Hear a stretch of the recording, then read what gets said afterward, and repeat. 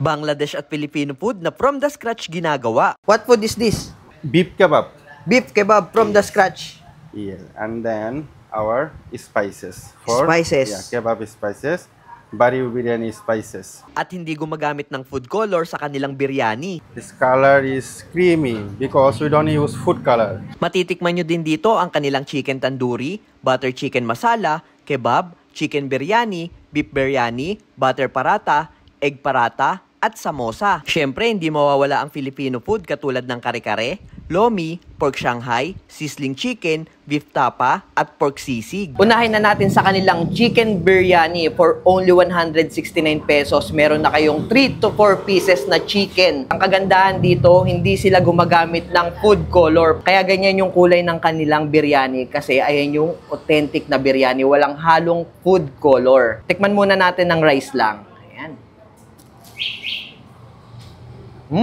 Yung biryani nila dito, halos 26 na spices ang nakalagay. Hindi makukumpleto yan pag di natin tinikman yung kanilang chicken. Tapos merong special sauce sa ibabaw. Ang lambot ng chicken nila. Ang sarap ng pagkaluto ng kanilang chicken biryani. Bukod naman sa chicken biryani, meron din sila ditong beef biryani for only 189 pesos. Ganito yung single order nila, ganyan kadami. Tingin ko good for 2 to 3 person na nga ito kung hindi kayo ganun kalakas kumain. Kain tayo ng beef biryani. Ang lambot ng kanilang beef.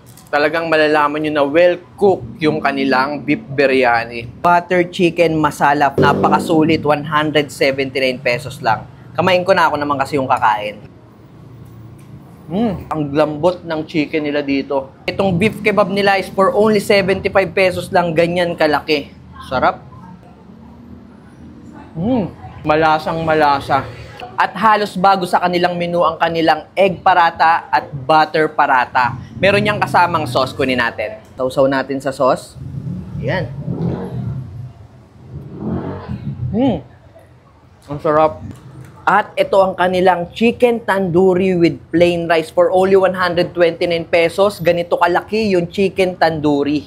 At meron din sila ditong iba't ibang klase ng samosa. Merong beef liver, vegetable, at chicken. At hindi lang puro Bangladesh food ang sinaserve dito sa Barrio Biryani. Meron din sila ditong Asian food or Filipino food. Katulad netong kanilang kare-kare. Grabe to. Kita nyo yung chunks ng kare-kare nila. Ang lalaki talaga. Syempre, hindi makukumpleto ang kare-kare kung walang bagoong alamang. Yan. Ganito kalalaking lumpia. Pag sinabi talagang Filipino food, hindi mawawala ang kanilang lumpia. Meron din sila ditong pork sisig at beef tapa. At ito naman yung kanilang sizzling chicken. Lahat ng sizzling nila dito at Tapsilog ay unlimited rice at unlimited soup. Napakasulit. Kung merong Batangas Lomi, meron namang Green Gate Imus Lomi. Grabe sa sahog, grabe sa toppings. Yan. At sizzling dinakdakan na merong special sauce. Yun. Dito lang yan sa Barrio Biryani, located sa Phase 1 Nara Street, Green Gate Homes, Malagasang 2A, Imus, Cavite. Halos tapat lang sila ng St. Marta Parish.